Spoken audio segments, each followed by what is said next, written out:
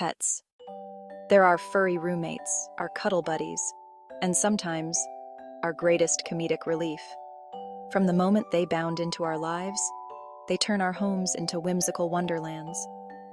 Whether they're chasing their tails or napping in improbable positions, pets brighten even the dreariest of days. Living with a pet is like living with a tiny furry comedian. Just when you think you have a handle on their quirky personalities, they surprise you with a new antic.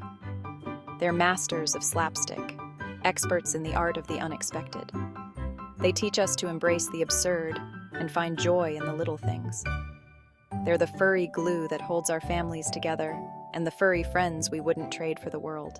My dog, a fluffy terror named Buster, has a peculiar obsession socks. Not just any socks, but freshly laundered, perfectly paired socks. He doesn't chew them. He simply collects them. One day, I noticed my sock drawer was looking suspiciously thin. I searched high and low until I stumbled upon Buster's secret stash, a mountain of socks hidden in his dog bed. He looked at me with big, innocent eyes as if to say, "Who, me?"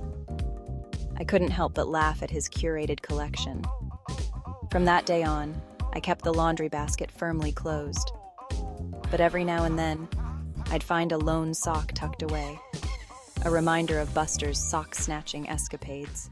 My cat, Luna, is a master of Houdini-esque escapes.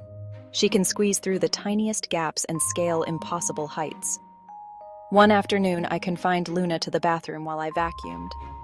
When I returned, the bathroom was empty. Luna was gone. I searched the house, calling her name, but she was nowhere to be found.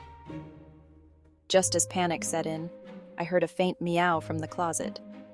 There she was, perched on the top shelf, looking smug.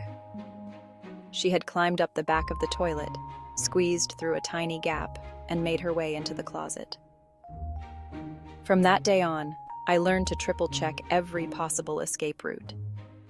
Luna continued to test my limits, but I admired her persistence.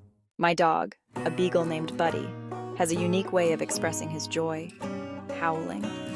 Not just any howling, but operatic, ear-splitting howls. One evening, I was hosting a dinner party. Suddenly, Buddy decided it was time for a performance.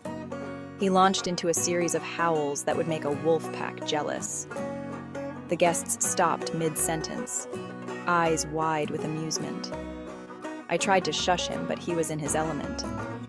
When he finally finished, he looked around, panting happily, as if expecting applause. The awkward silence was broken by laughter. Buddy's howling became legendary, a quirky aspect of his personality. My cats, Simba and Nala, are discerning food critics. They have refined palates and impeccable taste. Feeding them is a culinary adventure.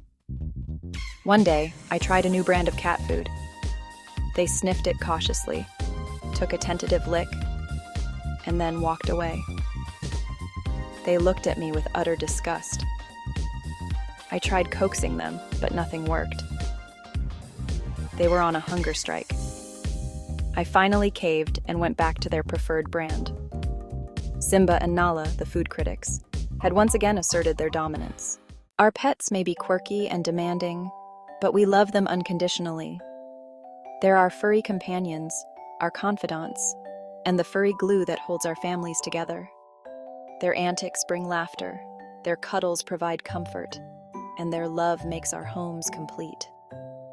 They don't judge us for our bad hair days or off-key singing. They're the furry weirdos who make our lives richer and funnier. They're our best friends and furry family members. They make our homes full of love and laughter, even if it's also covered in fur and occasionally missing a sock or two.